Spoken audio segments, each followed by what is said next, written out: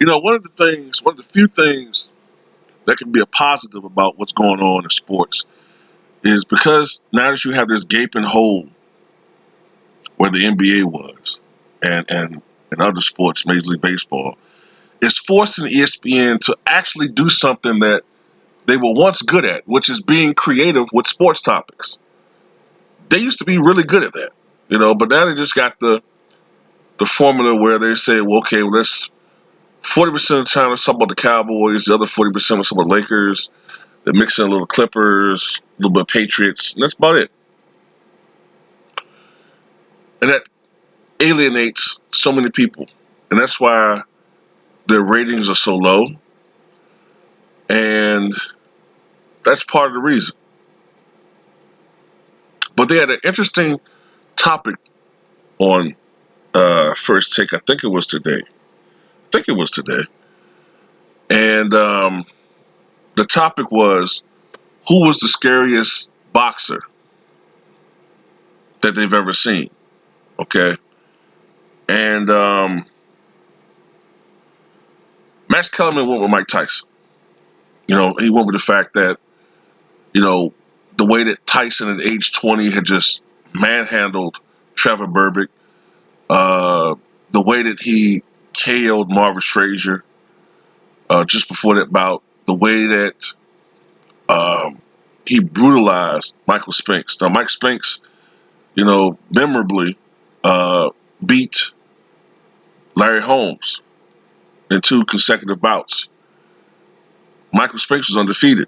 Many people felt that Michael Spinks was really the linear champion over Tyson.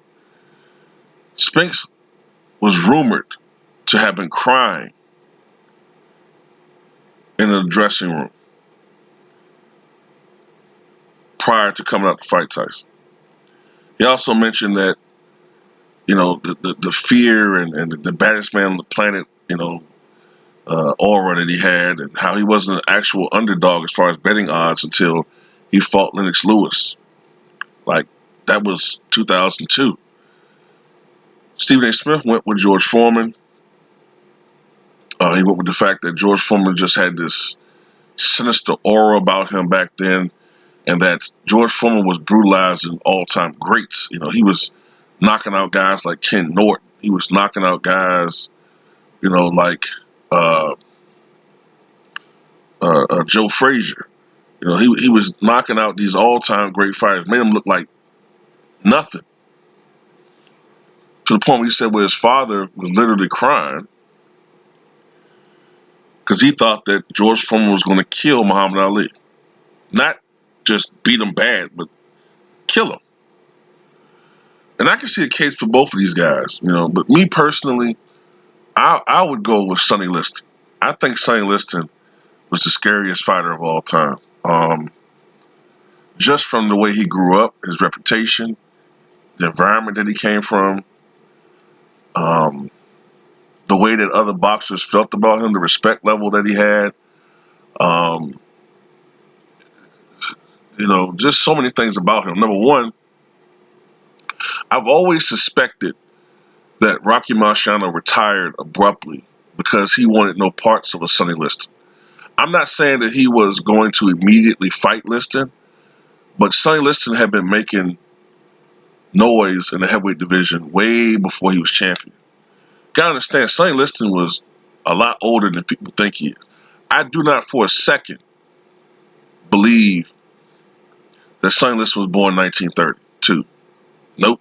He's listed as being born in 1932, but when you look at his face when he fought Ali, does he look like a guy that's 30, 31? You know what I'm saying? And look how he looked in the 50s, like when he was younger. In the 50s, he looked like a guy who may have been 30 then. You know what I'm saying? He looked pretty young. By the time he fought Clay, Ali, he looked more like he was pushing 40, at least. You know what I'm saying? That's just me. Um, but anyway, I think that Marciano got out of boxing primarily because he didn't want to have to do with that type of. He didn't want to deal with anything like that. You know what I'm saying? He was comfortable dealing with, you know, the Ezzard Charles and the Roland Lestarzas. You know, uh, he was comfortable in the older Joe Lewis's.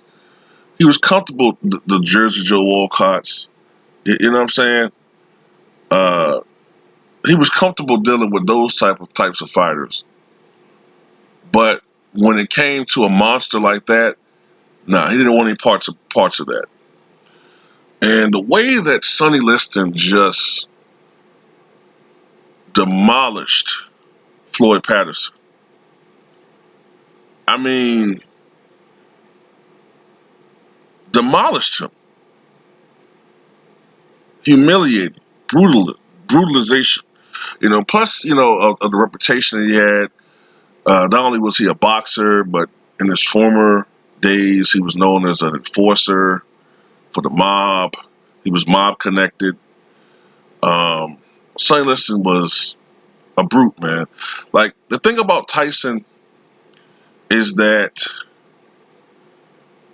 even though he has his reputation for being a fearsome guy or whatever, at the core of Mike Tyson, especially as he got older, he's a peaceful person. As he's gotten older, he's generally a nice guy. He has a temper, but generally he's a nice guy. George Foreman, even if it's an act, he transformed himself in his second go around to the point where, you know, he was seen as, you know, a teddy bear. You know what I'm saying? Whether it was an act or not, that's one thing. To the point where people were rooting for him when he fought Michael Moore. Sonny Liston was always Sonny Liston. You know what I'm saying?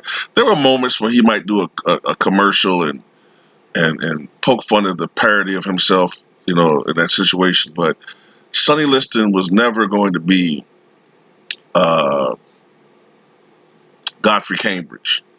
I hope that, you know, I don't know whether that reference resonates with younger people listening to me, but he was never going to be um, this Negro that's to be acceptable to the masses. Wayne Brady might be a more better, you know, modern day uh, comparison. He was never going to be that. You know what I'm saying? But to me, Sonny Liston is the scariest boxer of all time. But tell me what you guys think, man. Who do you think is the scariest fighter you've ever seen? Now when I say scariest, I don't necessarily mean inside the ring he's just dominating people. His just overall aura about him.